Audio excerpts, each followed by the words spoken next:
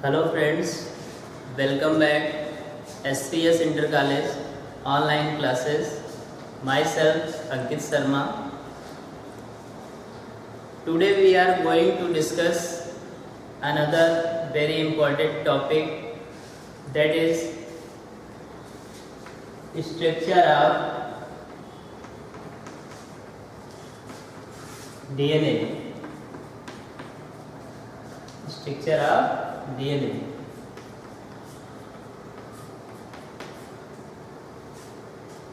Simply we know that DNA is a master molecule.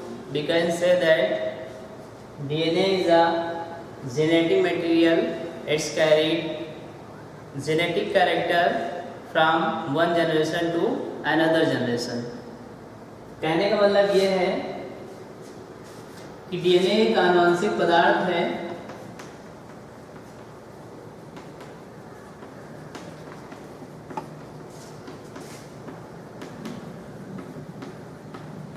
जो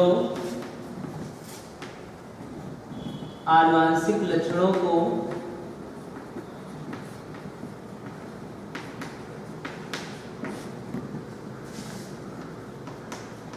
jeans की सहायता से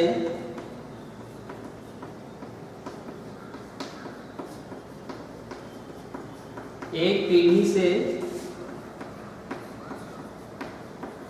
दूसरी पीढ़ी में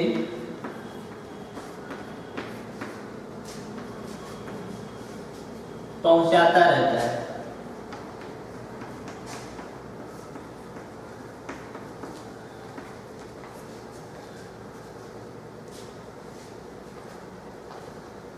डीएनए के बारे में अगर और हम जानें तो क्या है, डीएनए जो है सभी प्रकार की कोशिकाओं में पाया जाता है। कहने का मतलब each and every cell containing DNA, प्रत्येक सेल या जो कोशिका होती है उसमें डीएनए पाया जाता है। और किसी कोशिका में अगर डीएनए देखा जाए कहाँ पाया जाता है, तो उदाहरण के तौर पे वो केंद्रक है और माइटोकॉन्ड्रिया है। डीएनए की अगर फुल फॉर्म की बात करें हम, तो हम सभी जानते हैं डीएनए का फुल फॉर्म क्या होता है। Deoxy ribo nucleic acid. DNA का फुल फॉर्म क्या होता है? Deoxy ribo nucleic acid. तो न्यूक्लिक एसिड की अगर बात आई तो हम जानते हैं, इसके बारे में थोड़ा बहुत जान लेते हैं। न्यूक्लिक एसिड की जो खोज की थी उनका नाम था फ्रेडरिक मिसर। कौन थे वो? फ्रेडरिक मिसर। किस सन में खोज की थी? 1869 में। लेकिन इन्होंने सिर्फ पता किया था, इन्होंने उसका न्यूक्लिक एसिड नाम नहीं दिया था। न्यूक्लिक एसिड नाम देने वाले दूसरे वैज्ञानिक हैं, उनका नाम है एडमान। और उन्होंने न्यूक्लिक एसिड नाम दिया था, किस सन में नाम दिया था? 1889 में। अभी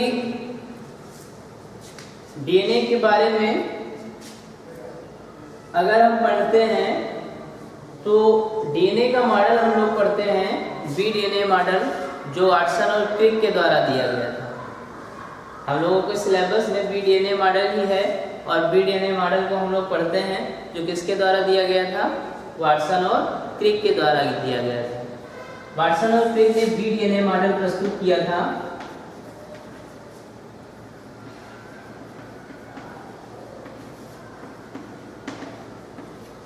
किस सन में?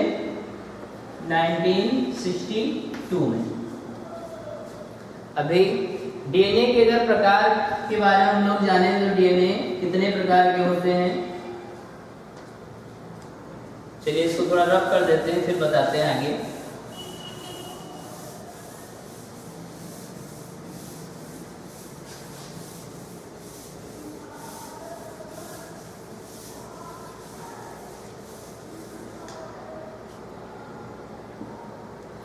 Types of DNA.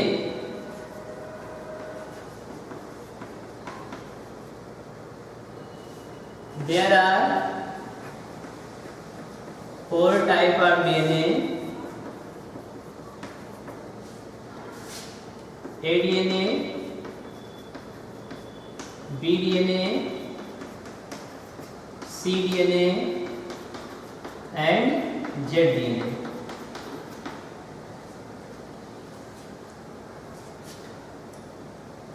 अब डीएनए के बारे में और जाने तो डीएनए पॉलीमर है। पॉलीमर होने का मतलब बहुलक होता है। मतलब डीएनए में क्या होता है, न्यूक्लियोटाइड्स की श्रृंखलाएं एक दूसरे से जुड़कर पॉलीन्यूक्लियोटाइड्स बनाती हैं। इसीलिए डीएनए हम लोग कहते हैं कि डीएनए एक बहुलक होता है। मतलब इसमें कई न्यूक्लियोटाइड्स की श्रृंखलाएं आपस में जुड़ती हैं और आपस में जुड़ने के बाद जो है वो एक श्रृंखला बनाती हैं, जिसे हम बोलते हैं पॉलीन्यूक्लियोटाइड चेन। हम जानते हैं कि डीएनए डबल हेलिक्स होता है। डबल हेलिक्स होने का मतलब डीएनए दोहरी कुंडलित संरचना है, जिसमें 2 श्रृंखलाएं होती हैं और दोनों श्रृंखलाएं आपस में एक दूसरे पर सर्पिलाकार में लिपटी होती हैं। देखा होगा डीएनए के बारे में, सुना होगा और देखा भी होगा डीएनए के स्ट्रक्चर को।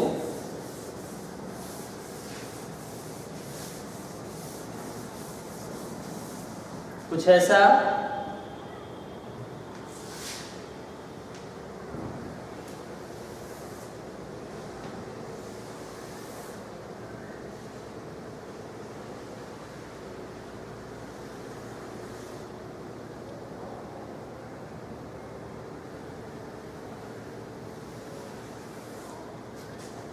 ऐसा होता है डीएनए, इसके बारे में बताते हैं। डीएनए हमने बताया एक पॉलीमर है। कहने का मतलब डीएनए में कई न्यूक्लियोटाइड्स की श्रृंखलाएं मिलकर पॉलीन्यूक्लियोटाइड की श्रृंखला का निर्माण करती हैं। अगर इस श्रृंखला को हम देखें तो ये कौन सी श्रृंखला है, पॉलीन्यूक्लियोटाइड की श्रृंखला है। इसमें जो है पॉलीन्यूक्लियोटाइड की श्रृंखला को अगर हम देखें तो न्यूक्लियोटाइड्स जो हैं 3 चीजों से मिलके बने। एक है उसमें पेंटोज शुगर, उसी में एक है नाइट्रोजनस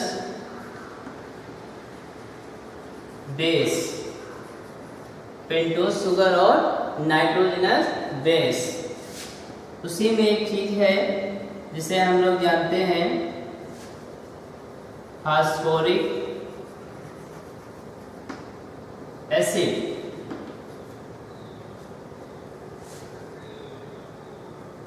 फास्फोरिक एसिड की अगर बात करें हम H3PO4 सॉरी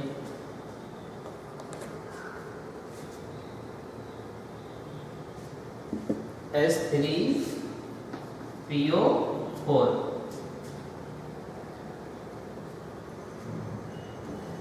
पेंटोज शुगर, अगर इसके स्ट्रक्चर को हम देखें पेंटोज शुगर के बारे में तो हम जानते हैं पेंटोज शुगर में सिंपली इसका फार्मूला क्या होता है। जो शुगर होती है इसका फार्मूला क्या होता है, C5H10O5। तो पेंटोज शुगर के स्ट्रक्चर को अगर हम बनाए तो कैसा बनेगा,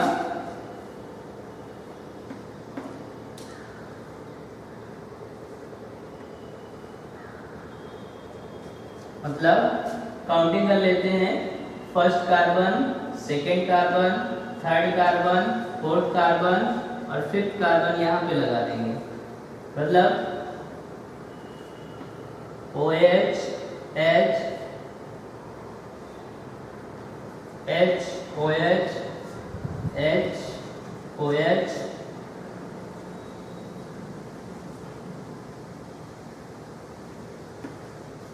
ये हो गई पेंटोज शुगर की स्ट्रक्चर, पेंटोज शुगर का। तो इसमें हम लोग डीएनए के बारे में पढ़ रहे हैं, मतलब डीऑक्सीराइबोस का पढ़ेंगे। तो डीऑक्सीराइबोस का क्या होगा? ये तो पेंटोस शुगर है। डीऑक्सीराइबोस का मतलब उसमें ऑक्सीजन एक कम हो जाएगा। डीऑक्सीराइबोस का मतलब ऑक्सीजन उसमें क्या हो जाएगा? एक कम हो जाएगा। मतलब फार्मूला क्या बनेगा? C5H10O4। इसमें क्या करेंगे? एक ऑक्सीजन कम कर देंगे। तो एक ऑक्सीजन अगर इसमें कम कर दें तो इसका स्ट्रक्चर कौन सा बनेगा?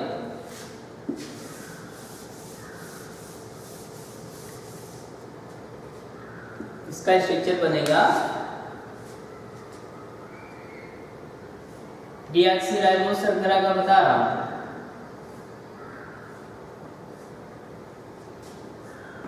OH H H OH।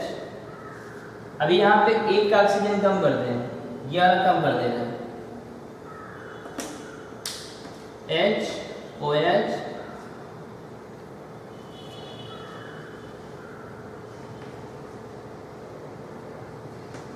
ये किसका बन जाएगा? डीऑक्सीराइबोस शुगर का। और ये कौन सी थी? राइबोस शुगर थी।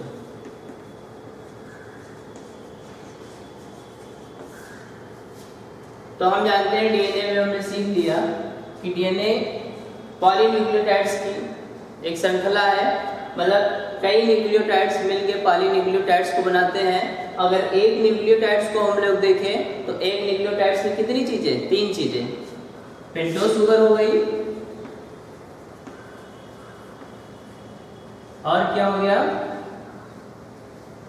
नाइट्रोजनस बेस हो गए, और क्या हो गया? फास्फेट रेडिकल हो गया। ठीक, पेंटोस शुगर को देख लिया। फास्फेट रेडिकल की अगर बात करें तो फास्फेट रेडिकल में कितना होगा?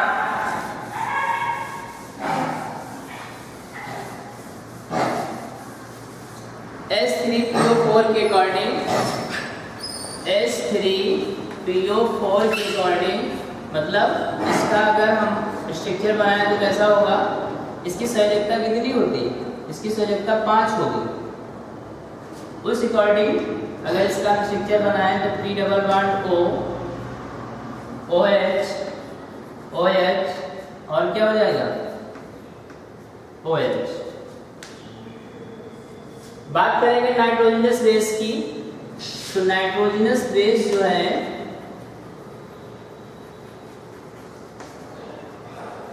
मुख्यतः कितने प्रकार के होते हैं? There are mainly 2 types of nitrogenous base। मुख्यतः जो नाइट्रोजनस बेस होते हैं वो कितने प्रकार के होते हैं? 2 प्रकार के, एक प्यूरिन और एक पिरिमिडीन। एक प्यूरिन और एक पिरिमिडीन, ये 2 प्रकार के नाइट्रोजनस बेस हो गए। अब इसमें जो है हम लोग जाने कि नाइट्रोजनस बेस मुख्यतः 2 प्रकार के हैं, प्यूरिन और पिरिमिडीन। इसी के अंतर्गत प्यूरिन में 2 आते हैं, एक एडेनिन एक ग्वानिन, और इसमें कौन से आते हैं? 2 आते हैं, थायमिन और साइटोसिन। अगर बात करें आरएनए की तो आरएनए में साइटोसिन की जगह पर यूरेसिल हो जाता है। At the place of cytosine कौन सा होगा? यूरेसिल। एडेनिन हो गया,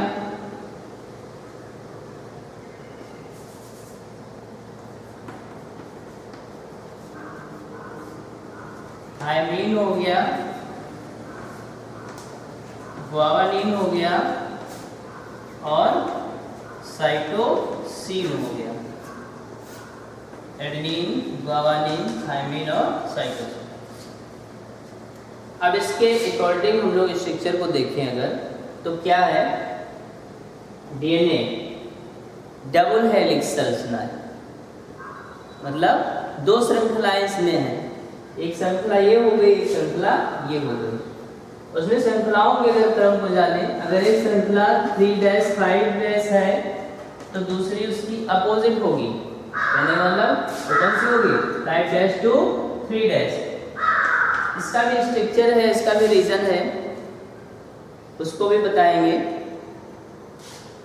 इन श्रृंखलाओं की अगर हम बात करें तो इसमें और एक खास बात है कि ये एक दूसरे के पैरेलल होती हैं, पूरक होती हैं, एक दूसरे के अपोजिट होती हैं और एक दूसरे पे सर्पिलाकार लिपटी होती हैं। श्रृंखलाओं के साथ साथ अगर हम देखें इन दोनों श्रृंखलाओं के बीच की दूरी को देखें अगर हम, तो वो 20 एंगस्ट्रॉम होती है। एक वलय की अगर हम बात करें, एक घुमाव की बात करें, तो एक वलय यानी एक घुमाव की दूरी जो कितनी होती है 34 एंगस्ट्रॉम होती है। कितनी होती है 34 एंगस्ट्रॉम। इसके अलावा अगर हम बात करें एक वलय में नाइट्रोजनस बेसों की संख्या अगर देखें, हम सिर्फ बीडीएनए मॉडल की बात कर रहे हैं जो हम लोग पढ़ते हैं, तो उस बीडीएनए मॉडल में नाइट्रोजनस बेसों की संख्या कितनी होगी 10 होगी एक वलय में, एक घुमाव में। यहाँ से जो यहाँ एक चक्र पूरा हो रहा है, इसके और इसके बीच में कई लोग गलती करते हैं, यहाँ तक बना देते हैं, या कई लोग यहाँ तक बना देते हैं, समझने में उनको दिक्कत होती है। तो ये बात समझ लें, एक वलय के बीच की दूरी यहाँ से और यहाँ तक, ये जो सर्किल दिख रहा है यहाँ से यहाँ तक, इसके अपोजिट वाला यहाँ से यहाँ तक, इसके बीच की 34 एंगस्ट्रॉम दूरी है, यानी इसके बीच में नाइट्रोजन बेस कितने होंगे 10 होंगे। तो ध्यान दें, इसमें नाइट्रोजन बेस बना दे 10, 1 2 3 4 5 6 7 8 9 और 10। अब वो नाइट्रोजन बेस जो है श्रृंखलाओं में एक दूसरे से जुड़े होते हैं हाइड्रोजन बॉन्ड के द्वारा, और वो नाइट्रोजन बेस है कौन कौन से, एडेनिन। अगर एडेनिन है तो इसमें क्या होता है, एडेनिन के अपोजिट थाइमिन होगा, तो एडेनिन थाइमिन, ग्वावानिन और साइटोसिन। ऐसे ही एडेनिन थाइमिन ग्वावानिन तो cytosine, adenine thymine guanine cytosine, adenine thymine. ऐसे ही 10 नाइट्रोजन बेस होंगे। बीडीएनए मॉडल की बात चल रही है, वाटसन और क्रिक के मॉडल, बीडीएनए की बात। अब इसके अगर लक्षणों के बारे में हम जाने, बीडीएनए मॉडल का जो है हमें विस्तृत वर्णन करना हो, कुछ लिखना हो, पहली बात सिंपल सी बात, दो श्रृंखलाएं हैं एक दूसरे पर सर्पिलाकार लिपटी हुई हैं, और जो न्यूक्लियोटाइड्स की श्रृंखलाएं हैं वो 3 चीजों से मिलकर बनी हैं। इसमें एक वलय के बीच की दूरी, एक घुमाव की, एक सर्किल की दूरी कितनी लिखेंगे 34 एंगस्ट्रॉम लिखेंगे। दोनों श्रृंखलाओं के बीच की अगर दूरी लिखें तो 20 एंगस्ट्रॉम लिखेंगे, 20 एंगस्ट्रॉम होती है। और एक वलय में नाइट्रोजन बेसों की संख्या कितनी होती है 10 होती है। एडेनिन हमेशा थाइमिन के साथ, ग्वावानिन हमेशा साइटोसिन के साथ जुड़ता है। एक खास बात और होती है, एडेनिन हमेशा थाइमिन के साथ जुड़ेगा, लेकिन किसके साथ, डबल बॉन्ड के साथ। एडेनिन हमेशा थाइमिन के साथ जुड़ेगा, लेकिन किसके साथ, डबल बॉन्ड के साथ। और जो ग्वावानिन है वो साइटोसिन से जुड़ेगा, वो किसके साथ, ट्रिपल बॉन्ड के साथ। ये खास बात है, यहाँ पे बनाते समय याद रखेंगे। एक उदाहरण के तौर पर हम बता दे रहे हैं, अगर एडेनिन और थाइमिन के बाद बॉन्ड दिखा रहे हैं तो डबल बॉन्ड दिखाएंगे, ग्वावानिन और साइटोसिन के बाद दिखाएंगे तो ट्रिपल बॉन्ड दिखाएंगे। ठीक, तो एडेनिन हमेशा थाइमिन के साथ जुड़ेगा, लेकिन किसके साथ, डबल बॉन्ड के साथ। ग्वावानिन हमेशा साइटोसिन के साथ जुड़ेगा, लेकिन किसके साथ जुड़ेगा, ट्रिपल बॉन्ड के साथ। यहाँ तक शायद समझ में आ गया होगा। इसमें जो देखे हम श्रृंखलाओं की अगर स्टार्टिंग की बात यहाँ पे 3 डैश टू 5 डैश है, तो ये अपोजिट वाली 5 डैश टू 3 डैश होगी। इसमें एक चीज और है, जो कम स्पेस वाली श्रृंखला का इधर दिख रहा है उसे हम बोलते हैं माइनर एक्सिस, और ये अधिक स्पेस जो दिख रहा है उसे हम बोलते हैं मेजर एक्सिस। माइनर एक्सिस और मेजर एक्सिस। अब अगर इसके बीच हम लंबवत को श्रृंखला खींचे तो हाफ हाफ डिवाइड हो जाएगा। कहने का मतलब क्या है कि आधी दूरी जो कितनी होगी वो 10 एंगस्ट्रॉम की होगी, 10 एंगस्ट्रॉम की होगी। और नाइट्रोजनस बेसों की संख्या की अगर बात करें 10 है और एक वलय के बीच में 10 है, तो यहाँ पे 34 एंगस्ट्रॉम है। कहने का मतलब एक नाइट्रोजनस बेस और दूसरे नाइट्रोजनस बेस के बीच की दूरी कितनी होगी? अगर 34 को हम 10 से भाग देते हैं, 34 को 10 से डिवाइड कर दें, तो एक नाइट्रोजन बेस और दूसरे नाइट्रोजन बेस का स्पेस कितना बचेगा? 3.4 एंगस्ट्रॉम। ये 34 है, 10 को भाग दे दिया तो 3.4 एंगस्ट्रॉम, मतलब एक वलय से एक नाइट्रोजन बेस से दूसरे नाइट्रोजन बेस के बीच की दूरी कितनी बची? 34 एंगस्ट्रॉम। तो यहाँ हम लिखेंगे 3.4 एंगस्ट्रॉम। ये जो इनके बीच की दूरी कितनी होगी? 3.4 एंगस्ट्रॉम। शायद यहाँ तक समझ में आ गया हो। चलिए अब इसके डीएनए की इंपॉर्टेंस के बारे में थोड़ा डिस्कस कर लेते हैं कि डीएनए की आवश्यकता क्या है।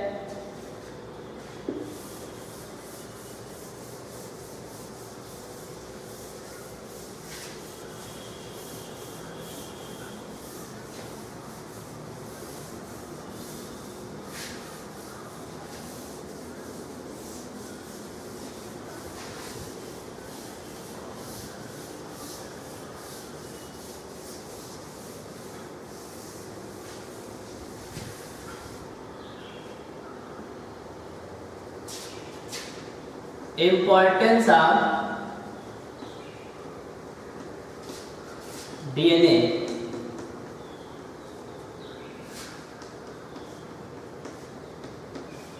डीएनए की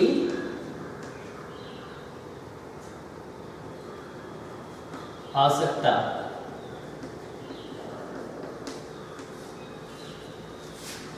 तो पहली बात हम जानते हैं कि जो डीएनए होता है वो डायरेक्ट या इनडायरेक्ट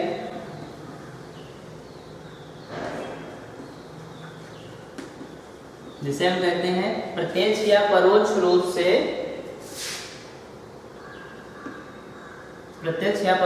से क्या करता है? वो कोशिकाओं की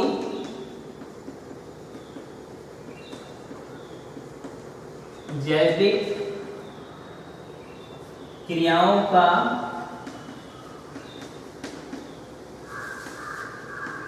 नियंत्रण एवं नियमन करता है।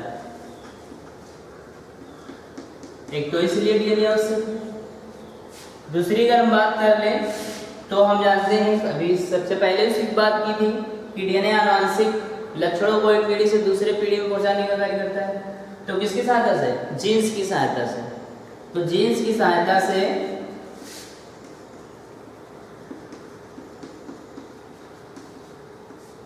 यह आनुवंशिक लक्षणों को क्या करता है? एक पीढ़ी से दूसरी पीढ़ी में पहुंचाता है।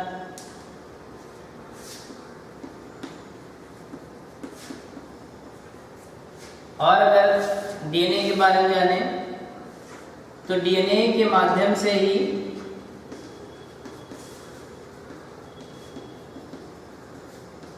आरएनए का संश्लेषण होता है।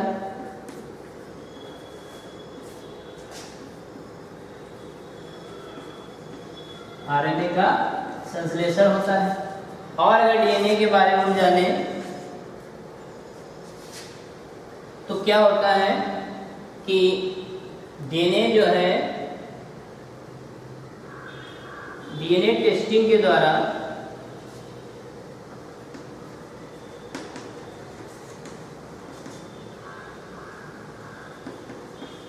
अपराधियों की पुष्टि होती है। अब ये इसमें एक बहुत मोस्ट इम्पॉर्टेंट टॉपिक है डीएनए टेस्टिंग, जिसे हम कहते हैं डीएनए फिंगरप्रिंटिंग। ये काफ़ी अच्छा टॉपिक है, कभी किसी दिन इसके बारे में डिस्कशन होगा।